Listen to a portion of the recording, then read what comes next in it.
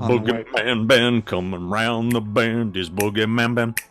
Is Boogeyman band. Greetings, my fellow Fright Fiends, and thanks so much for dropping by the Horror Zone channel. I hope everyone's doing well.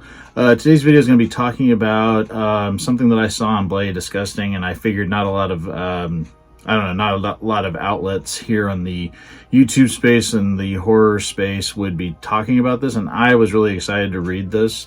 So I thought, I would just, I haven't been really, into doing a lot of content as of late outside of the Friday the 13th video that I posted a few days ago, but this caught my attention and I really wanted to talk about it. Now, I am a big fan of the Laid to Rest films. Of course, we have Laid to Rest from 2009 and Chromeskull Laid to Rest Part 2 from 2011.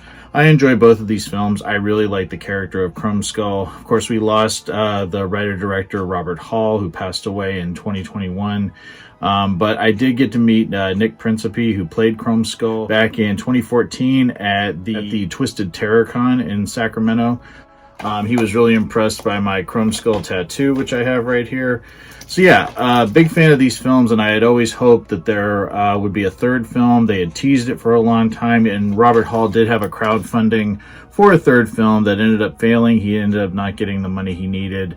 And once I found out that he had passed away, I figured that these films were pretty much, it was just going to be these two, and that's going to be it. But there's a new interview with Nick Principe, who played Chromeskull in the films, in both films. But he just posted, there's a story on Bloody Disgusting today. It says, Chromeskull, the reflection of fear. Nick Principe previews Laid to Rest comic book plans. So it is an interview, and I'll post it down below if people want to read it, but it is talking about this limited Chromeskull Laid to Rest series that is being worked on by Nick Principe. Chromeskull star co-creator Principe is set to resurrect the character in another medium with The Reflection of Fear, a 6-issue comic book series which will follow the events of the second film while delving into the slasher's origin. Principe was kind enough to chat with Bloody Disgusting about the comic's origins, the status of the third film, and the future of Chromeskull. So I just wanted to announce this stuff and let people read the article and the interview for themselves. So I will put a link down below, but he goes into details about the comic book, about what happened with the third film, about Robert Hall's passing. But I thought it was really cool that this is going to happen, and I will be picking up this series. My comic book collecting has kind of shifted a lot. Now the primary books that I like to get, I love to get old books like Werewolf by Night. I love this series, and anytime I can find like an old issue, I try to pick all of these up. I also get reprints of Werewolf by Night, one of my favorite comic books of all time. And then, of course, I love the new Creepshow comic book, which I did a review of the first series. That's actually series 2. I'm kind of shifting away from superheroes, with the exception of Ghost Rider and the Hulk. I still pick those up, but I'm more into the horror comics. So finding out that there is going to be a comic book series based on these films and that Nick Principe is writing it, that just is awesome. Like I said, the guy was really super cool, and I really wanted to see more adventures with this demonic character because I just thought he was so creepy, and I love just the way he looks and his weapons and his mask and everything. And I just think, being the silent killer really harkens back to like the Friday the 13th days. And out of all of the slashers that came out, I did enjoy the Leslie Vernon. I think Nathan Basil did a great job with that character. Of course, I like the Hatchet films, but Chromeskull was one of my favorites, and I really wanted to see that character come back. So I'm glad that it's coming back to the comic book medium.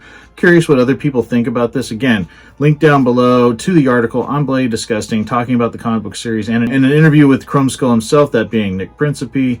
I thank everyone for all of their support. The Horror Zone channel just hit 5,400 subs, so really makes me happy that people are still enjoying the content. But I have a couple things I'm working on, especially for Halloween. I'm planning to go back and doing a new overview of the David Gordon Green Halloween franchise, the trilogy, the films that he did.